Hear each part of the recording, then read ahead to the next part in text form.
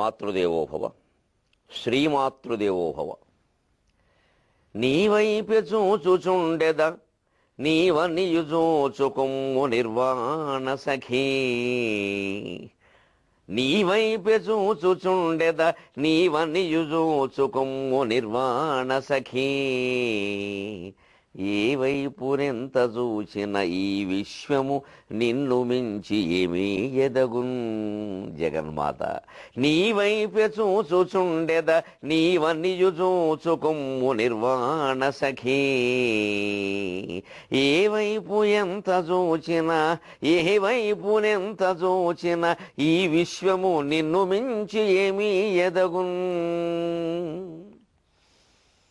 ABN Andhra Jyothi ప్రేక్షక మహాశయులందరికీ నవజీవన వేదం అనే కార్యక్రమంలో 231వ భాగానికి స్వాగతం పలుకుతున్నాం. భగవంతుణ్ణి నిర్వాణ సఖుడుగా భావించాలి. ఇక్కడ అమ్మవారు స్త్రీ స్వరూపం కాబట్టి నిర్వాణ సఖి అన్నాను నేను. భగవంతుణ్ణి అమ్మవారిని సఖి అనడంలో ఏమీ దోషం లేదు. అసలు సఖీ సంప్రదాయం అని భక్తిలో పెద్ద సిద్ధాంతమే ఉంది. మనకి బాగా దగ్గరవాడుగా భావిస్తే తప్ప ఎవరిని ప్రేమించలేం కదా.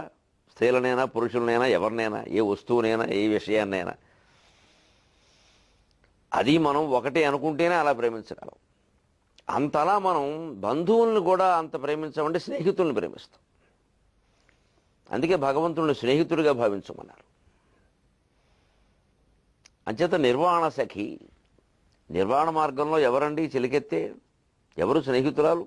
భగవంతుడు, అమ్మవారు తప్ప. ఆ మార్గంలో మనకు దారి చూపించే దగ్గరుండి నడిపించేది ఎవరు? ఆవిడే.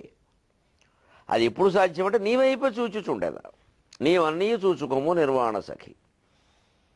భగవంతుడి వైపు మనం చూస్తూ ఉంటే ఆయన అన్నీ చూసుకుంటాడు. ఆయన అదే చెబుతున్నాడు స్పష్టంగా. విగ్రహారాధనలో మనం తెలుసుకోవలసింది అదే.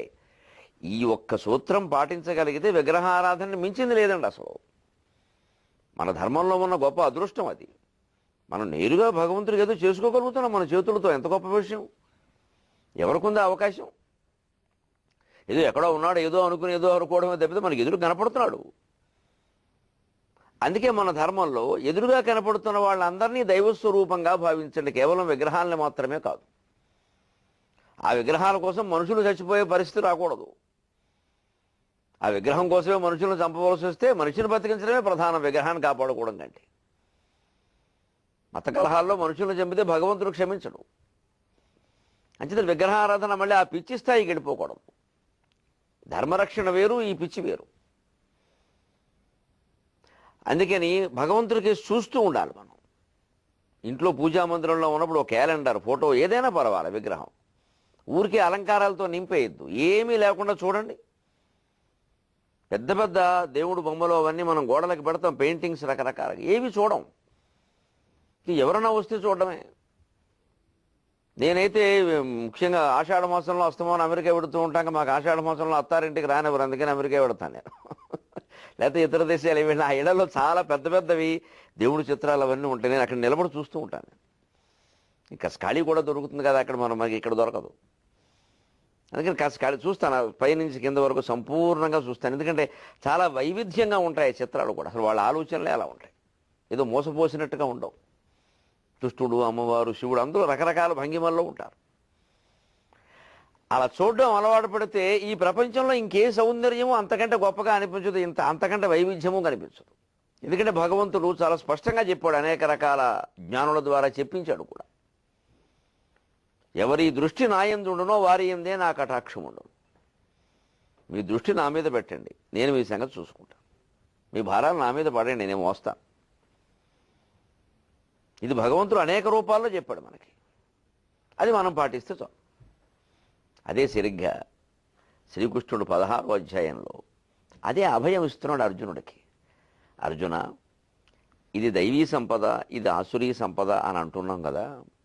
దైవీ సంపద గురించి చాలా చెప్పుకున్నాం మనం. ఆసురీ సంపద గురించి కూడా చెబుతాను. విషయం తెలియాలి కదా. దేన్ని అనుసరించాలో అది మనకు తెలియాలి. దేన్ని వ్యతిరేకిస్తున్నామో అది కూడా కొంత తెలియాలి. అసలు తెలియకుండా వ్యతిరేకించడం ఎందుకు? ఏదైనా తెలుసుకునే వ్యతిరేకించాలి. అందుకే అధ్యాత్మ జ్ఞానానికి సంబంధించి, తత్వశాస్త్రానికి సంబంధించి అన్ని పుస్తకాలు మనం చదవాలి. ముఖ్యంగా నేను చదివి చెబుతున్నాను.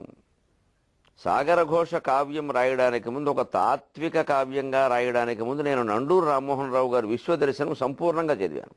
2 భాగాలు, ప్రాచ్య దర్శనం, పాశ్చాత్య దర్శనం, 2 కూడా. ఉన్నంతలో తత్వశాస్త్రాన్ని నిష్పాక్షికంగా చెప్పినటువంటి గ్రంథం అది. అలాంటివి చాలా ఉన్నాయి.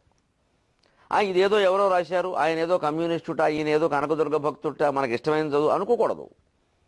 ఎప్పుడూ విభిన్నమైన ఆలోచనని ఆస్వాదించాలి. అసలు అది విననేకూడదు అన్నంత చెవులు మూసుకునేంత పరిస్థితి ఉంటే మనిషి ఎదగలేడు.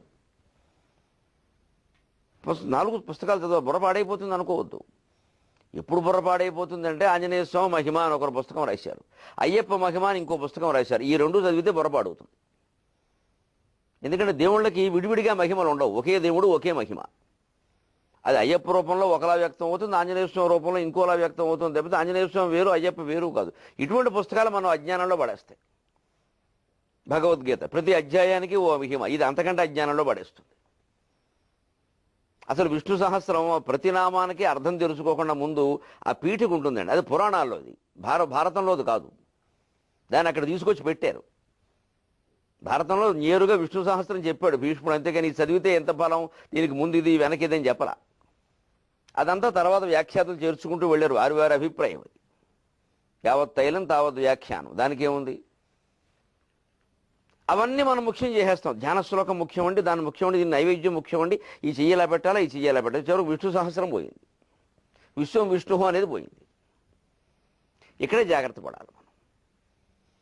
అంచేత వదిలేయాలన్నా పట్టుకోవాలన్నా దాని గురించి తెలియాలి కదయ్యా.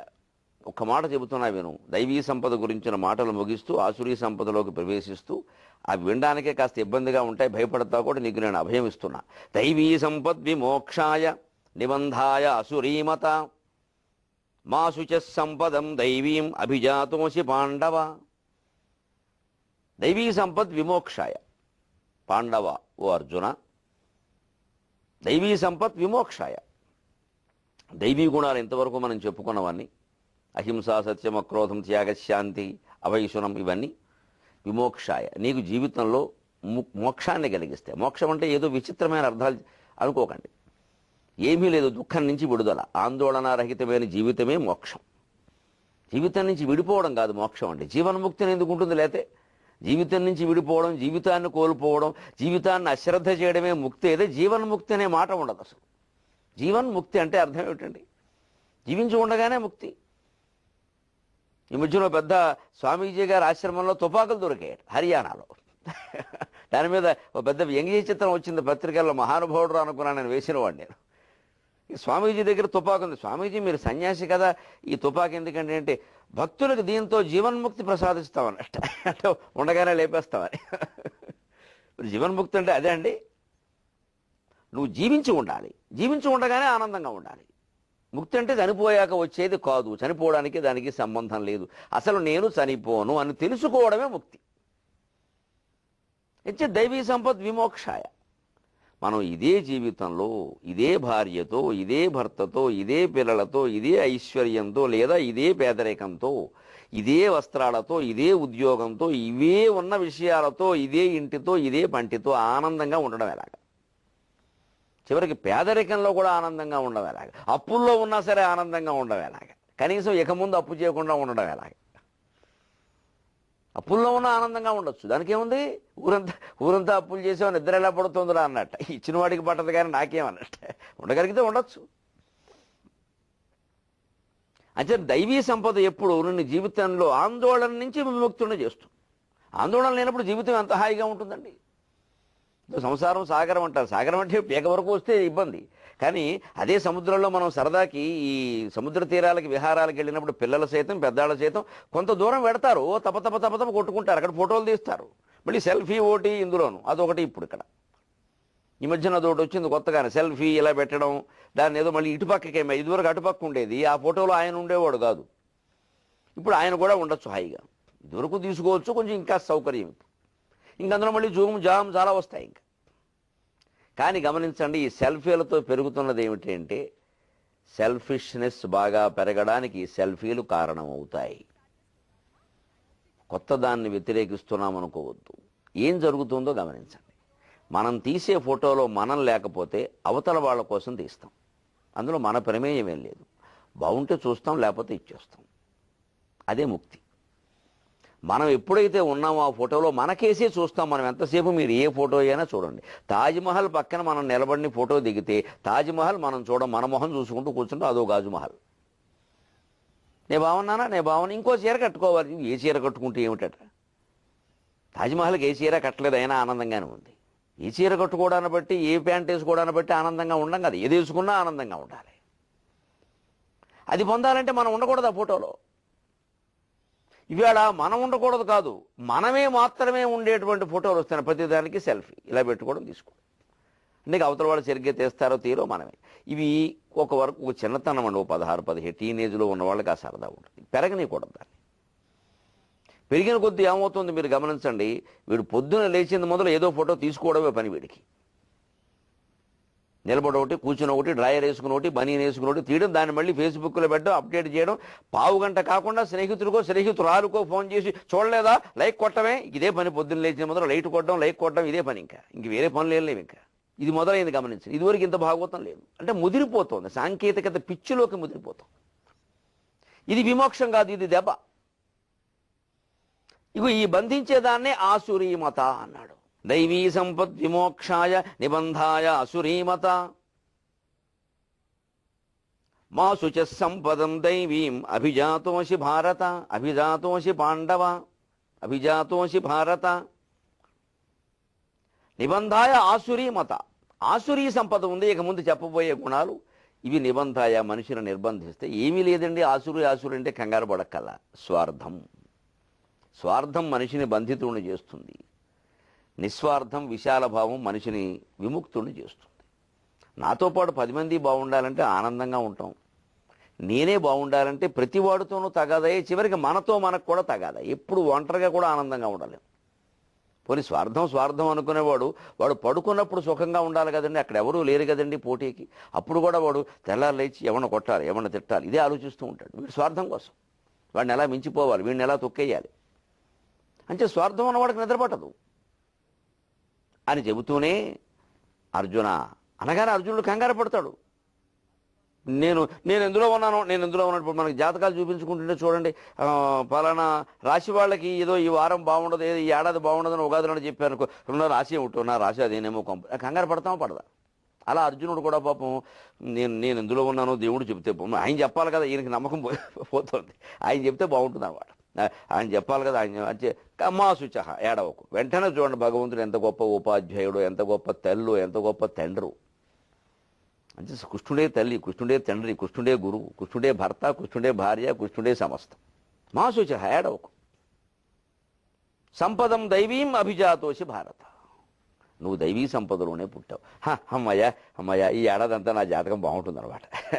అలా అనేసుకోకయ్యా అర్జున, నువ్వు ప్రయత్నం చేయాలి కదా. నువ్వు ప్రయత్నం చేయకపోతే ఎలా బాగుంటుందయ్యా? అదృష్టం అందరం ఎక్కిస్తే బుద్ధి బురదలోకి లాగితే ఎలాగా? అదృష్టం అందరం ఎక్కిస్తుంది, బుద్ధి బురదలోకి లాగితే. ఎక్కడో ప్రభుత్వ ఉద్యోగం చేసుకున్నటువంటి మనిషికి ఏదో తప్పు చేస్తే అందులోంచి తీసేశారు. బయటకు వచ్చాక ఏదో కొంత అధ్యాత్మ జ్ఞానం నేర్చుకున్నాడు కొద్దిగా. మాట్లాడటమేగా, జ్ఞానం అక్కర్లేదు, మాట్లాడితే చాలు. మన జాతి ఎంత మూర్ఖ జాతి అంటే గట్టిగా మాట్లాడితే చాలు, ఆపకుండా మాట్లాడితే చాలు. ఏమి పెట్టకథలు చెప్పినా పర్వాలేదు, ఏమి సొల్లు సోది ఏం చెప్పినా పర్వాలేదు, ఆపకుండా మాట్లాడాలి. అసలు ఏదో లోకంలోకి తీసుకెళ్ళిపోవాలి, ఈ లోకంలో ఉంచొద్దు మనుషుల్ని. అప్పుడు మత్తు బిళ్ళలాగా అది వింటూ ఉంటే వారిని గొప్పవాడు అంటాం. అలా ఏదో పెట్టేశాడు, పీఠం అయిపోయింది. ఏమయ్యాడు? జైల్లో ఉన్నాడు. తుపాకులు, అందులో ఏమో మహిళల శవాలు, వీళ్ళ కోసం భక్తుల్ని బలి చేయడం. అంటే ఏమైంది? ఉద్యోగం పోయినా అదృష్టం అందరం ఎక్కించింది. ఏదో పోనీ ఈ రకంగా బతకరా అని. అలా బతకచ్చగా ఇక అక్కడ స్వార్థం పెరిగింది. పెద్ద పెద్ద వాళ్ళ జీవితాలకి చూసుకోండి మీరు. ఎందుకు వస్తున్నావు? ఒక నిత్యానంద, ఒక ఆశారాం బాపు, ఒక రాంపాల్ ఎందుకు వస్తున్నాయి ఇలాగా? ఆధ్యాత్మిక మార్గంలో ఉన్నవాళ్ళు ఇలా ఎందుకు అవుతున్నారు? నిబంధాయాసురీమత. ఒక పక్క తెలుసుండు కూడా మళ్ళీ ఆ గుణాల్లోకి వెళ్ళిపోతున్నారు. మరి ఆ రంగంలో ఉన్నవాళ్ళు, అంతో ఎంతో పేరు ప్రతిష్టలు ఉన్నవాళ్ళు, నలుగురికి చెబుతున్న వాళ్ళే వెళ్ళిపోతుంటే మామూలు వాళ్ళ పరిస్థితి ఏమిటి? అందుకే మామూలు వాళ్ళలో మామూలు వాడిగానే ఉండాలమ్మా. ఎప్పుడు ప్రముఖుడయ్యే ప్రయత్నం చేయకూడదు. అసలు అనుకోకుండా ప్రాముఖ్యాలు వస్తూ ఉంటే అప్పుడు కూడా మనం తగ్గించుకుంటూనే ఉండాలి. వచ్చింది కదా అని పెంచుకోకూడదు. ఇంకా వస్తుంది, అనుకోకపోయినా కొంతమందికి వస్తుంది. అది పెద్ద గొప్ప విషయం, పెద్ద శని, సెలబ్రిటీ కావడం అంత శని ఇంకోటి లేదు. నేను అనుభవిస్తూ చెబుతున్నా. మనకెవరూ అభిమానులు ఉండద్దండి, మనల్ని మనం అభిమానిస్తున్నామా లేదా? ఉన్నారు, వారి ఇష్టం, అది ఉండనియండి, మనకేం అభ్యంతరం లేదు. ఎంతమంది ఉన్నా మంచిది, ఎవరు జారినా మంచిది. వారి కోసమని మన మార్గాన్ని మార్చుకోం, వారి కోసమని కావాలని ఏం చెప్పం, వారు బాగుపడడం కోసమే చెబుతాం. ఇలా ఉంటే ప్రాముఖ్యం ఉన్నా కూడా ఇబ్బంది ఉండదు. అంతేగాని నిన్నటి వరకు నేను చాలా టీవీల్లో కనిపిస్తున్నాను, ఎక్కడికి వెళ్ళినా అందరూ గుర్తుపడుతుంది. ఈ మధ్యన ఏమిటో గుర్తుపడడం మనసులో మనం తక్కువ అయిపోయిన టీవీలు, మనం ఎలాగో అలా పెరగాలని మొదలు పెడితే టీవీలు వాళ్ళు మాతో వ్యాపారం మాట్లాడతారు. అనుమానం ఏముంది? ఇంకా ఏమిస్తామని అడుగుతారు. ఇప్పుడు మనకిస్తారు, ఇప్పుడు వారు ఏమిస్తామని అడుగుతారు. ఏదైనా అంతే చాపల్యం. అత్యంత నిబంధాయ విమోక్షాయ, అదే దైవ ఆసురీ సంపద. స్వార్థం, ప్రచారం, ప్రలోభం, ఇది కావాలి అనుకుంటే మనమే డబ్బులు ఇచ్చి కార్యక్రమాలు వేయించుకోవాలి. చాలామంది అలాగే చేస్తున్నారు. అరగంటకింత, పావు గంటకింత, 2 నిమిషాలకింత, 10 సెకండ్లకింత వేసేయి, నన్ను వేదిక మీద కూర్చోబెట్టి మాట్లాడే అవకాశం, ఫలానా గొప్ప సభ, పెద్ద సభలో, ఎందుకంటే 1,00,000 మంది ఉంటారు, నీకేం కావాలో చెప్పి నేను ఇస్తా.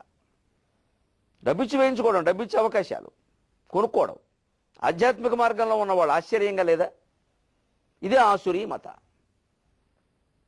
అంటే దీని నుంచి బయటపడాలంటే ఒకటే మార్గం. నీవైపు చూచుండేదా నీవన్నీ చూచుకొమ్ము నిర్వాణ సఖీ, ఏ వైపునెందు ఏ వైపునెంత చూచిన ఈ విశ్వము నిన్ను మించి ఏమీ ఎదగున్.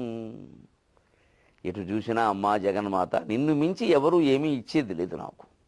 నువ్వు ఇవ్వదలుచుకుంటే ఎవరూ ఆపలేరు. నువ్వే నన్ను తల్లే బిడ్డ మీద కక్ష కట్టి ఏమైనా చేయదలుచుకుంటే ఎవరూ బిడ్డను కాపాడలేరు. సాధ్యం కాదు అది. తల్లి బిడ్డను సంరక్షించదలుచుకుంటే తన ప్రాణం బలిచ్చైనా సరే సంరక్షిస్తుంది. అమెరికాలో ఒక తల్లి, డీ క్లాన్, ఎంత చక్కని పేరు. మన దమయంతి, దేవయానికంటే గొప్ప పేరు, దమయంతి లాంటి పేరు. ప్రసవించడానికి 10 నిమిషాల ముందు చెప్పారట ఆవిడికి, అనుకోకుండా నీకు ఒక వ్యాధి వచ్చిందమ్మా, ఏదో ఫ్లూయిడ్స్కి సంబంధించింది, చనిపోతావు తల్లి, తప్పదు. బిడ్డకి సంబంధించిన స్రావాలు, జుట్టు నీ రక్తంలో కలిసిపోయినాయి, ఇంకా నిన్నెవరూ కాపాడలేరు, కాసేపట్లో బిడ్డ కూడా చనిపోతాడు. బిడ్డ ఈలో పుట్టేస్తే వాడు బతుకుతాడు, నువ్వు నిర్ణయించుకోవమ్మా అంటే. ఎవరైనా మామూలుగాను ఏదో తేలని చూద్దామని, ఆవిడ చనిపోతే బిడ్డ బయటికి రావడం కష్టం. చనిపోయిన తర్వాత సిజేరియన్ తీసి బయటికి తీసినా ఆ బిడ్డ బతుకుంటాడు. తల్లి మృత శరీరంతో ఉంటే బిడ్డ లోపల ఎందుకు ఉంటాడండి? ఒక క్షణం ఆయనకు ఊపిరి అంతపోతే పోతాడుగా. అంటే చనిపోకముందు ఆ బిడ్డను తీయాలి. అది ఎలాగో తల్లి చనిపోతుంది, ఇప్పుడు తీస్తే బతుకుతాడు అని వాళ్ళేం చెప్పరా, ఇది విషయం అని చెబితే ఆ తల్లి వెంటనేనండి నిజంగాను మనం వినతా కద్రువల కంటే గొప్ప తల్లి. ఇది కద్రువకి గర్భం ముందు వచ్చింది, పాములు పిల్లల ముందు పుట్టాను, వినత గర్భాన్ని మోదుకుంది. కాళ్ళు లేనివాడు పుట్టాడు అనూరుడు, సూర్యరథసారదాయని. కద్రువు అంతకంటే తన పిల్లల్ని శపించింది, తను చెప్పినట్టు చేయలేదని. కానీ అదే మరి తక్షకుడు భార్య ఎంత గొప్ప తల్లి అండి. ఆ పాముల్లోనే తక్షకుడు భార్య అశ్వసేనుడు, తాను ఖాండవ దహనప్పుడు తప్పించుకుంటుండే, నాయన నేను నిన్ను మింగేస్తాను రా, పోనీ ఆ మంటల్లో పడి నేను కాలిపోయినా పర్వాలేదు, నిన్ను నోరు వరకు మింగుతాను, ముఖం వరకు నేను అలా ఉంటాను, నేను మంటలుగా నా చర్మం కాలిపోతుంది, నేను చచ్చిపోతాను, నువ్వు బయటపడరా అంది. తక్షకుడు దుర్మార్గుడు మన దృష్టిలో, ఆయన భార్య ఎంత గొప్పది. ఎవరిని భర్తను బట్టి భార్యని, భార్యని బట్టి భర్తని, ఇద్దరిని బట్టి పిల్లల్ని అంచనా వేయకూడదండి. అలాగా దేనికి దానికి విడిగా చూడాలి, ఎవరి గురించి మనం విడిగా తెలుసుకోవాలి. ఓ మూట కట్టేయకూడదు. ఆ కుటుంబం అంతా ఇంతే, ఆ కులం అంతా ఇంతే, ఆ వంశం అంత, దిక్కుమాలిన మాటలు ఇవన్నీ. సంకుచితం అంటే ఇదే, ఆ ఊరంతా అంతే, ఆ ప్రాంతమే అంతా, ఇలా మాట్లాడకూడదు. తక్షకుడు భార్య అదే కడుపులో పెట్టుకుని కాపాడడం అనే మాట అందుకే వచ్చింది. సరిగ్గా డీ క్లాన్ అంతే చేసింది ఇక్కడ. తక్షకుడు భార్యలాగే, నేను చచ్చిపోయిన పర్వాలేదు, నా బిడ్డను ముందు బయటకు తీసేయండి, అతనైనా బతుకుతాడు. ఆ బిడ్డ బతికింది, తల్లి చనిపోయింది. అది తల్లి ప్రేమ. అమ్మవారి ప్రేమ కూడా అంతే. ఆవిడని మనం ఆశ్రయిస్తే ఆవిడ ఎందుకు మనం వ్యతిరేకిస్తుందండి? ఎలా ఆశ్రయించాలి, ఎప్పటి నుంచి ఆశ్రయించాలి, దాన్ని చెబుతున్నాడు ధూర్జటి. తంతంబులు పడనప్పుడే, తనువునందారూఢియున్నప్పుడే, కాంతా సంఘము రోయనప్పుడే, జరాక్రాంతంబు కానప్పుడే, వింతల్మేన చెరింపనప్పుడే, కురుల్ వెల్వెల్లగానప్పుడే, చింతింపన్వలె నీ పదాంబుజములన్ శ్రీకాళహస్తీశ్వరా. ఎప్పుడు అమ్మవారికి చూడాలి, ఎప్పటి నుంచి చూడాలి, దానికి ఏమైనా వయస్సు పోనీ ఏదో ఇంటర్మీడియట్లో చేరాలంటే 10వ తరగతి అవ్వాలి, 14 ఏళ్ళు దాటాలి. 1వ తరగతిలో చేరాలన్నా కొంత వయస్సు రావాలి. మరి అమ్మవారిని భగవంతుడిని ఆరాధించడానికి ఏమిటంటే దానికి చెప్పారు. దంతంబుల్ పడనప్పుడే యవ్వనంలో ఉండగా రకరకాల భోగాలన్నీ అనుభవిస్తూ కూర్చుని శుభ్రంగా తిన్నామా పడుకున్నామా తెల్లారిందా ఎంతసేపు పబ్బు క్లబ్బు అన్నట్టుగా తిరిగేసేసి బాగా తాగి తందనాలు ఆడేసి ఇక అంతా వయస్సు అంతా అయిపోయాక వేరే కాలక్షేపం ఏం లేదు కాబట్టి తిన్నా అరగట్లేదు కాబట్టి మనకి రకరకాల భోగాలు అందుకునే ఓపికలు లేవు కాబట్టి అప్పుడు ఇంకా ఊరికే అశక్త వైరాగ్యం అంటారు దీన్ని. అశక్త వైరాగ్యం, చేతకాని వైరాగ్యం. ఇంక ఇప్పుడు ఏం చేస్తాం, కాసేపు రామకృష్ణ అనుకుందాం, మరే కాసేపు అంటావు అని. ఇంతవరకు రమ్యాకృష్ణ అనేసాడు, ఇప్పుడు రామకృష్ణ అంటాడు. ఇంకా అది వద్దని చెబుతున్నాడు. దంతంబుల్ పడనప్పుడే, పళ్ళు ఊడిపోవడం ప్రారంభం అవడానికి ముందే, తనువునం దారూఢియున్నప్పుడే, శరీరంలో కాస్త ఓపిక శక్తి ఉన్నప్పుడే, కాంతాసంఘము రోయనప్పుడే, సాధారణంగా వృద్ధాప్యం వచ్చింది, జుట్టు నెరవడం మొదలైంది, కాస్త ముడతలు మొదలయ్యే, కళ్ళ కింద క్యారీ బ్యాగుల్లా సంచులు మొదలయ్యాయంటే కాస్త ఆడవాళ్ళు చూపు తప్పించుకుంటారు. ఎందుకంటే స్త్రీలు సహజంగా తమ శరీరానికి ఉండే ప్రకృతి తత్వం కారణంగా ఈ యవ్వనం జారిపోవడాన్ని తట్టుకోలేరు. వాళ్ళలో తట్టుకోలేరు, వాళ్ళ భర్తలోనూ తట్టుకోలేరు. అందుకే బయటికి వెళ్ళినప్పుడు ఎప్పుడైనా కాస్త భర్తకి చెబితే కొంచెం యంగ్ లుకింగ్గా ఉండే డ్రెస్ వేసుకోమని చెబుతూ ఉంటారు పనిగట్టు. కాస్త కొంచెం అది వేసుకోవచ్చుగా, కాస్త అది బాగుందిగా, కాస్త మెరుస్తుందిగా ఏదో అంటారు అక్కడ. ఇప్పుడు మెరవకపోతే ఏమైంది అని అంతే వాళ్ళ సరదా. అది వేసేసుకుంటే అయిపోయాయి. వాళ్ళ మాట ఎందుకు కాదనాలి, సంతోషిస్తారు. ఎందుకంటే ఏమీ లేదు ఇక్కడ. నేను భార్యాభర్తల మధ్యలో స్పష్టంగా చెబుతున్నా, ఒకరికున్న జ్ఞానస్థాయి ఇంకొకరికి ఉండాలని లేదు. సక్కుబాయికి ఉన్నటువంటి భక్తి భర్తకు లేదు, మీరాబాయికి ఉన్న భక్తి భర్తకు లేదు, తులసీదాసుకున్న భక్తి భార్యకు లేదు, తుకారాముకున్న భక్తి భార్యకు లేదు. ఎలా చెబుతాం మనం? కానీ ఈ సంసారంలో చదువుకోవాలని పోన్లే, ఆవిడ అడుగుతోంది, అలాగే ఉందాం. కానీ మన దృష్టి దాని మీద ఉండదు. భార్యలైనా అంతే. భర్తకి ఇంకా ఏదో ఆ గ్లామర్ అటువంటి ఉంటే అది పోనీ ఆయన కోసం సరదాగా ఉందాం, అలాగే మనకు అక్కర్లేదు మనసులో. కాంతాసంఘము రోయనప్పుడు అంటే అర్థం అది. కాస్త ముసలి ఛాయలు రావడం మొదలు పెడితే కొంచెం ఆడవాళ్ళు కాస్త చూపు తిప్పుకుంటారు. అందుకే మగవాళ్ళు కాస్త 50 వచ్చినా 60 వచ్చినా ఏదో రకంగా జుట్టుకి రంగేసేసి ఇంకాస్త నటన మొదలు పెడుతూ ఉంటారు. వాళ్ళని ఆకట్టుకుందుకే, అంతకంటే ఏమీ లేదు. పెళ్ళాన్ని ఆకట్టుకుందుకు ఈ ప్రయత్నాలు చేయరు అసలు. వేరే వాళ్ళని ఆకట్టుకుందుకే ఈ వంకర పనులని. ఎందుకంటే పెళ్ళానికి ఏం రంగేసాడనే విషయం తెలుసు. గట్టిగా మాట్లాడితే రంగు పడుద్ది, అనుమానం లేదు. అందుకే ఇవన్నీ వేరే కోసమే. ఎవరన్నా మనం చూస్తే అనుకుంటే ఏమైంది, నిజమేగా, ఇదే రావాలి. అది అందుకని ఎవరుండైనా మొదలు పెట్టమన్నాడు. జరాక్రాంతంబు కానప్పుడే, ముసలతనం శరీరాన్ని ఆక్రమించడానికి ముందే, వయస్సులో ఉండగానే, వింతల్మేన చెరింపనప్పుడేదే, బుగ్గల ముడతలు పడడం, కళ్ళ కింద సంచులు రావడం, ముడతలు రావడం, ఇవే వింతలంటే. ఇవి శరీరంలో ఈ వింతలు విచిత్రాలు ఇంకా కనపడక ముందే మన శరీరం ఇదివరకు ఎంత పటువుగా ఉండేది, వేళ ఎలా అయిపోయింది అవుతుంది. మరి ఇంకా తర్వాత కొన్నాళ్ళు పోతే పక్క కూడా పెడుతుంది. 7 ప్యాక్ 6 ప్యాక్ 8 ప్యాక్ ఉండదు దానికి. 7 ప్యాక్ 7 కట్లు కడతారు శవానికి, తీసుకెళ్ళి బయట బారేస్తారు. 3 నిమిషాలు బూడిది కూడా మిగలదు. ఇంకా వింతలు మేనచరింపనప్పుడు, కురులు వెల్వెల్లగానప్పుడు, జుట్టు ఇంకా నెరిసిపోవడానికి ముందే, అంటే ఇంకా 35 ఏళ్ల వయస్సులోని, చింతింపన్వల నీ పదాంబుజములన్ శ్రీకాళహస్తీశ్వర. అప్పటి నుంచే మనం భగవద్జ్ఞానాన్ని పొందడం, దైవీ గుణాలు సంపాదించడం చిన్నప్పటి నుంచే మొదలు పెట్టాలి.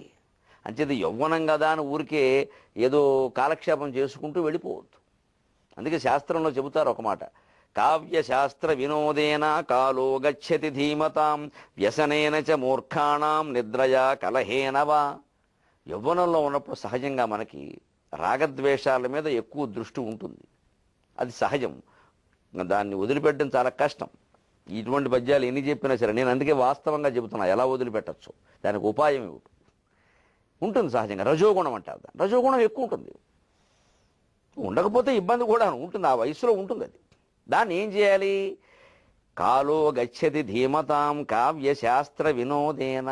కావ్యాలు శాస్త్రాలు చదవడం, నాటకాలు చూడడం, హరికథలు వినడం, బుర్రకథలు వినడం, రకరకాల సాంస్కృతిక కార్యక్రమాల్లో పాల్గొనడం ద్వారా ఈ తృష్ణ తీర్చుకోమన్నారు. మళ్ళీ ఈ కార్యక్రమాల ద్వారా ఆ తృష్ణ పెరగకూడదు, తీరిపోవాలి, అది గమనించాలి. నేను అందుకేనండి నాటకాలు అన్నారు కదండి, అందుకని మేము సినిమా పాటలు అవి పాడుకుంటూ తిరుగుతూ ఉంటామండి. బాగానే ఉంది. సినిమా పాట మంచిదేనా? అది ఏ భావం కలిగిస్తుంది మనస్సులో? పాటలు మంచివి చాలా.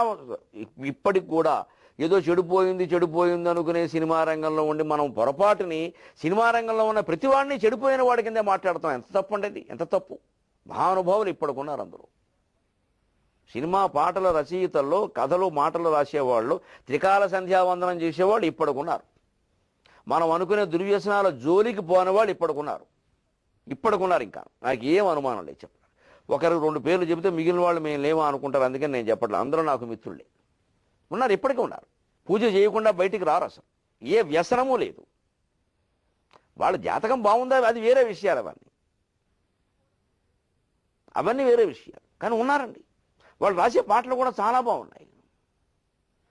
ఏవో ఉండొచ్చు, కొన్ని ఇబ్బందులు ఉండొచ్చు. అంచేత ఎంచుకోవడం మనదే పద్ధతి, మనదే తప్పు, సరిగ్గా ఎంచుకోవాలి. అంతేగాని ఇటువంటి సినిమాలు ఉండొద్దు, ఇటువంటి పాటలు, అది కుదిరే పని కాదు. అది ప్రపంచం దాని తీరును దాన్ని నడుస్తుంది. మనం దాన్ని ఎలా మారుస్తామండి? నువ్వేం చేయాలో చూసుకో. మనం ఇది ఎంత ఏమిటంటే ముందు మన మీద మనం శ్రద్ధ పెట్టకుండా మొత్తం ప్రపంచం అంతా మాట్లాడడం ఉద్దేశం ఏమిటంటే వారందరూ అందరూ మారారండి. భారతదేశంలో 110 కోట్లు కదా, 124,99,999 మంది మారేశారండి. ఇంక మీరు ఒక్కరంటే సరే నేను కూడా మారుతాను అంటాడు అనమాట. అప్పుడు అది సాధ్యమేనా? ఎగ్గొట్టే మనిషి ఇలా మాట్లాడతాడండి. వాళ్ళు ఎందుకు మారరు, వీళ్ళు ఎందుకు మారరు, అందరూ మారితే బాగోవడం మనకి ఎందుకు? అసలు మనకి బాగుంది, మనం పాటించవచ్చు కదా, మనం ఆనందంగా ఉండొచ్చు కదా, ఆనందం మనకు అర్థమవుతుంది కదా. మనకి చివరికి మనకు ఆనందం అనుభవిస్తున్నాం అన్న విషయాన్ని కూడా 10 మందికి చెప్పుకుంటే కానీ మనకు ఆనందంగా ఉండదు. అదేం విచిత్రం. చెప్పుకోవడంలో ఏముందండి, ఆనందం పొందడంలో ఉంది. కానీ మిఠాయి తిన్నాం అని చెప్పుకుంటామా? మిఠాయి అంటే తింటామా? తినడంలో కదా ఆనందం, చెప్పుకోవడం ఏమిటి దరిద్రం. అందుకని మనం ఏకాంతంగానే ఉండి మహత్తరమైనటువంటి కావ్యాలు తెలుగులో ఉన్నాయి. ఈవేళ మీరు అదృష్టవంతులు, మాకంటే అదృష్టవంతులు. మా చిన్నతనంలో దొరకలేదు. రసవత్తరమైన వ్యాఖ్యానాలతో దొరుకుతున్నాయి. విశాలాంధ్రలోను, కాచిగూడ, నవోదయాలు కూడా దొరుకుతున్నాయి శుభ్రంగా. రోజుకో గంట పెట్టుకుని ఆ కావ్యం చదవండి, ఎన్ని పేజీలు అయితే అని. అవగొట్టడం పారాయణలు కాదు, కావ్యాలు ఎవరు పారాయణలు చేయరు, చదువుకుంటారు, అర్థం చేసుకుంటారు, ఆస్వాదిస్తారు. అటువంటి వినోదాలతో గడపలేతే వ్యసనైన చ మూర్ఖాణం నిద్రయా కలహేన. లేకపోతే మూర్ఖులు ఏం చేస్తారు, ఏదో దుర్వ్యసనం, పేకాట ఇలాంటివి పెట్టుకోవడం, లేకపోతే నలుగురు కూర్చుని ఇంకేముంది చీరలు చీరుసు, ఇంక ఈ దుర్వ్యసనాలు అంటే ఇవే. లేకపోతే నిద్రయా కలహేన, శుభ్రంగా పడుకుని 10 గంటలు పడుకోవడం రోజుకి, లేకపోతే ఎవడో జుట్టు పేకడం, తాగాదే పెట్టుకోవడం. ఇవి మానేసి మంచి వినోదం చేస్తే యవ్వనంలో కూడా బాగానే ఉంటాం. ఎలాగో కాస్త వయసు పెరుగుతున్న కొద్దీ ఆ దృష్టి కలుగుతుంది. అప్పుడు ఖచ్చితంగా నీ వైపు చూచుచుండేదా. సెలవు.